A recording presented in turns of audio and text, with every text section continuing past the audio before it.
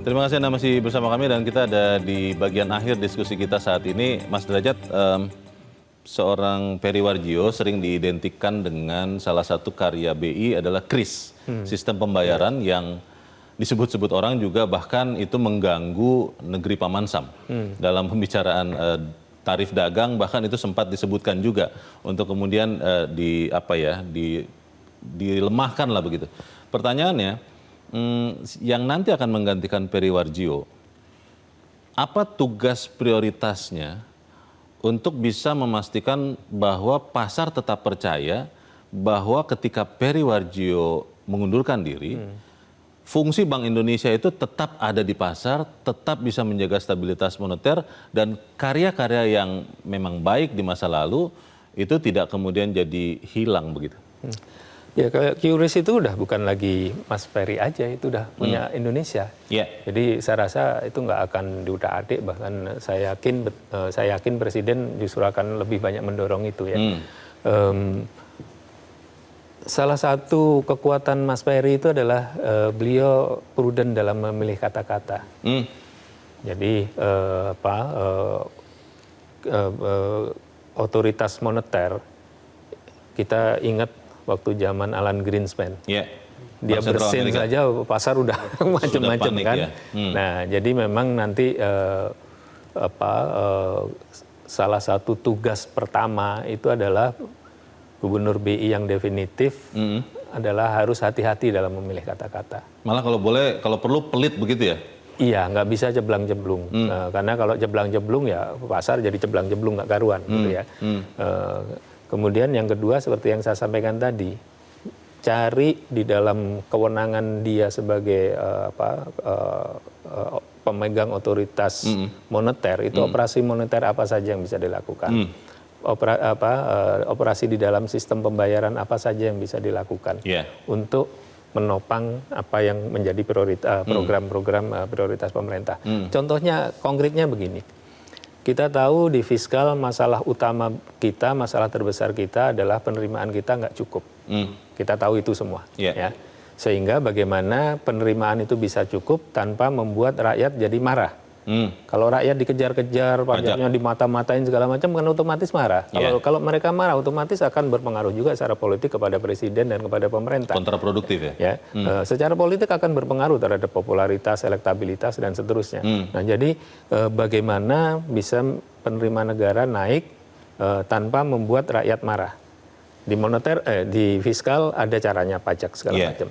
Nah, di moneter itu ada juga beberapa caranya yang bisa dilakukan, entah melalui kebijakan suku bunga, entah melalui apa segala, misalnya nggak bisa spill terlalu banyak ya, tapi ada beberapa kebijakan di moneter, termasuk ketika BI sebagai pemegang makroprudensial dengan OJK sebagai pemegang mikroprudensial itu berkoordinasi untuk bisa membantu ini penerimaan negara. Nah, jadi di situ terobosan-terobosan itu yang kita perlukan dari pemegang otoritas moneter yang definitif nanti. Baik, Mas Adit, yang sering ditanyakan masyarakat awam khususnya, yang mereka tahu kan katanya rupiah itu yang jaga Bank Indonesia.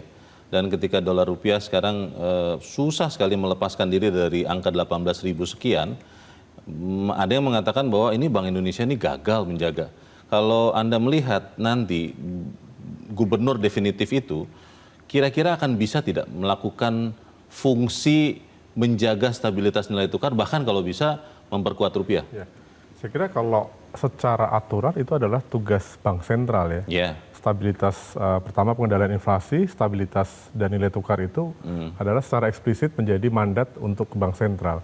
Dengan demikian siapapun, bahkan saat ini pun tugas untuk dua pilar itu sudah harus dijalankan oleh di bawah kepemimpinan transisi Bu Destri saat ini, tanpa harus menunggu gubernur yang definitif. Sehingga gubernur yang definitif nanti pun seandainya memang sudah terpilih, diajukan oleh presiden dan terpilih, tugas itu sudah otomatis melekat, dan itu tentu persoalan nilai tukar saat ini itu menjadi atensi yang kita sadari bersama bahwa prioritas itu ya? Menjadi salah satu yang prioritas, karena ini memang apalagi tadi disampaikan Mas Derajat ya, kita juga sama-sama bisa melihat secara harian fluktuasi hariannya sekarang sudah di level 18.000, satu level yang tentu jauh ya di bawah dari asumsi APBN di 2026 ini. Sehingga mau tidak mau tugas itu harus diemban oleh siapapun nanti yang terpilih menjadi gubernur definitif gitu. Dan kita juga melihat juga itu bukan satu-satunya tentunya dalam konteks ekonomi nasional, bahwa itu penting karena itu menjadi pilar, menjadi asumsi dasar. Kita juga harus melihat bahwa tadi menyambung Mas Derajat juga, bagaimana gubernur Bank Indonesia yang baru nanti dan juga saat ini Bu Destri dengan tim di transisi kepemimpinan transisi Bank Indonesia ini juga bisa diharapkan juga sudah bisa memberikan satu sinyal-sinyal navigasi kebijakan ke bank sentralan. Salah satunya misalnya kalau tadi Mas Derajat menyampaikan arah kebijakan pemerintah seperti apa, kita juga bisa menambahkan konsumsi domestik kan menjadi pilar gitu. Sehingga bagaimana kebijakan moneter ini juga bisa memberikan ruang untuk daya beli publik. Itu salah satu contohnya. Gitu. Terima kasih Mas Adit. Kang Samad, singkat saja, 14 Agustus kan nanti baru pecah reses ya. Apakah sebelum itu Komisi 11 sudah standby untuk kalau perlu melakukan fit and proper test siapapun yang diajukan Presiden, atau memang nanti menunggu selesai pidato kenegaraan Presiden 14 Agustus? Kalau komisi tergantung keputusan pimpinan DPR yang biasanya diputuskan melalui BAMUS.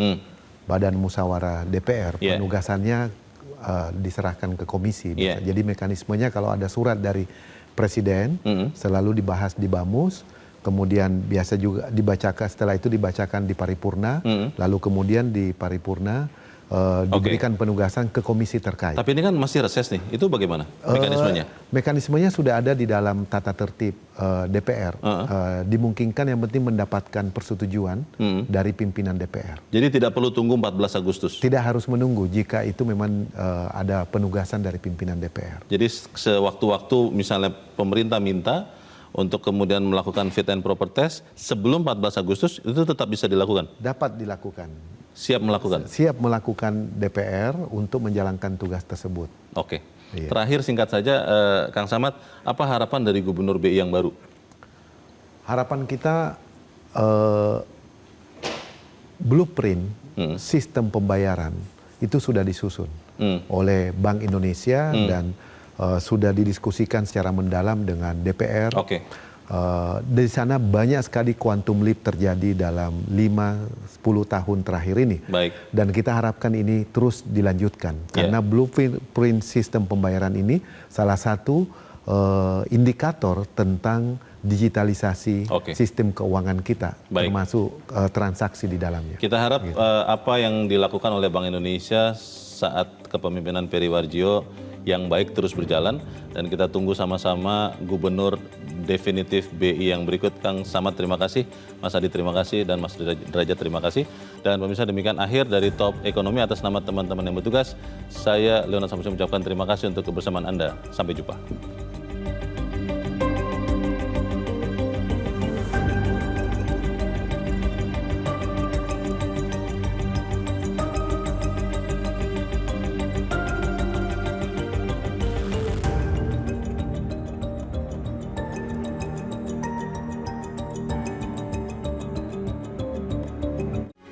Metro TV.